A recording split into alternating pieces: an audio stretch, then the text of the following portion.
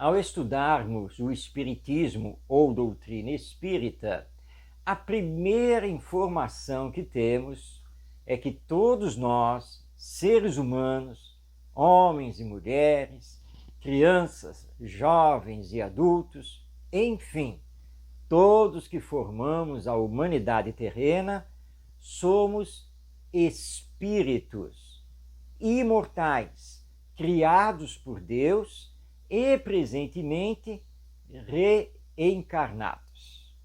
É por isso que José Herculano Pires, este nosso grande educador, filósofo, jornalista e escritor espírita, gostava muito de destacar que o educando é um espírito reencarnado. Então, quando estamos com uma criança, não importa a idade que ela possua, nós estamos frente a um espírito que está reencarnado, que assumiu um novo corpo biológico, que é a sua vestimenta física, e uma nova personalidade, numa nova época e num novo contexto social. Exatamente o que aconteceu conosco. Porque se agora somos adultos, não podemos esquecer que já fomos crianças e estamos nesse mesmo processo reencarnatório. Aliás, voltando a citar o nosso José Herculano Pires, ele possui um texto maravilhoso, profundo, para responder uma pergunta. Por que nós adultos esquecemos que já fomos crianças? Mas você vai agora perguntar, e daí? Qual é o problema? O que essa informação muda, transforma a educação? Eu saber que a criança é um espírito reencarnado.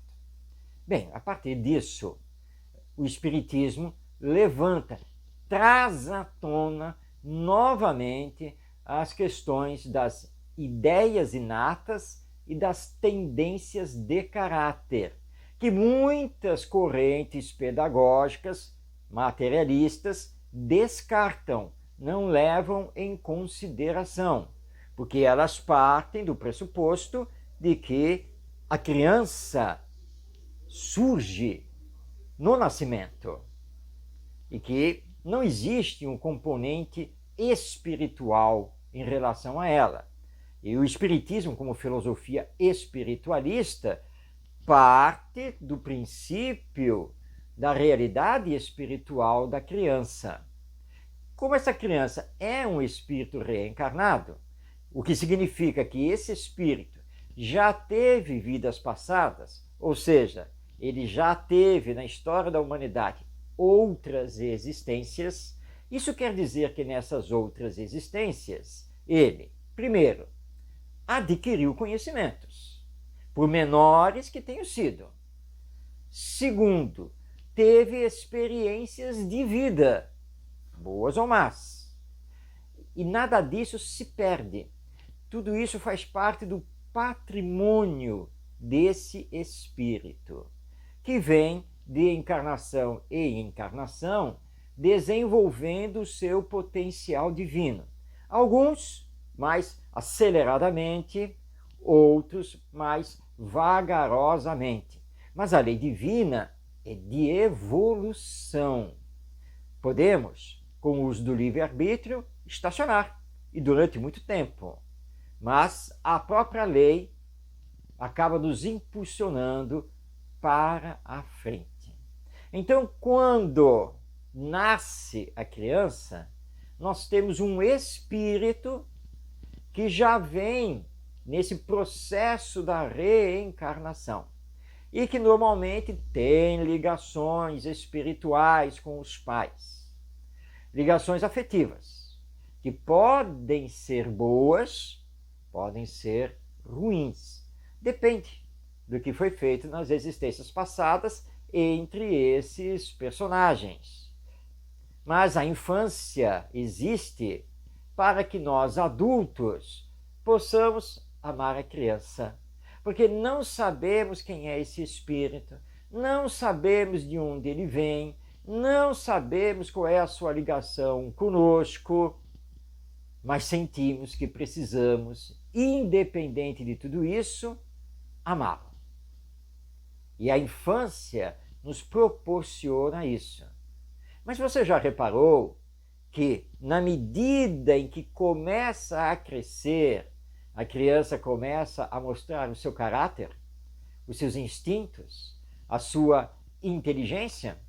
De onde está trazendo isso se ela surgiu, se ela foi criada no ato do nascimento? O Espiritismo tem a resposta. Essas ideias, essa inteligência, esses conhecimentos, esses pendores, essas tendências no campo moral, pertencem ao Espírito, que ele está trazendo das encarnações passadas e do período também em que esteve no mundo espiritual e iniciou a sua preparação para esta encarnação. Então, o que muda na educação com essa informação? A criança é um espírito reencarnado. Nós podemos afirmar que muda tudo. Muda a nossa visão sobre a criança, muda o processo pedagógico para a sua educação e nos leva a priorizar a educação moral, como muito bem abordado por Allan Kardec em O Livro dos Espíritos. Porque esses espíritos, em sua grande maioria, como nós, são necessitados de serem sensibilizados, são necessitados de desenvolver o sentimento, são necessitados de aprender os dois grandes pilares da educação: a aprender a fazer ao outro somente o que deseja para si mesmo e a aprender a amar o seu próximo. Esses ensinos dados por Jesus, nosso mestre, guia e modelo. E diz ainda Allan Kardec que a educação, compreendida como educação moral, é a arte de corrigir as más tendências que o espírito está trazendo, assim como, ao mesmo tempo, é a arte de desenvolver as suas virtudes, todo o seu potencial divino, na formação do seu caráter, onde ele irá aprender a respeitar a si mesmo, ao próximo e a lei divina. A intelectualidade, a aquisição de conhecimentos, claro que também entra nesse processo e é importante.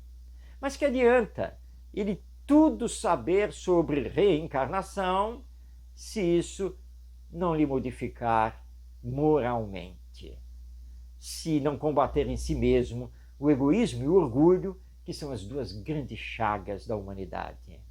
Por isso, a educação espírita, que é a educação do espírito reencarnado, vai transformar a humanidade pela transformação moral e espiritual dos seres humanos individualmente. Porque indivíduos moralizados e espiritualizados irão realizar a moralização e espiritualização da humanidade. A visão espírita do espírito reencarnado nos leva então a uma nova pedagogia e a uma nova educação.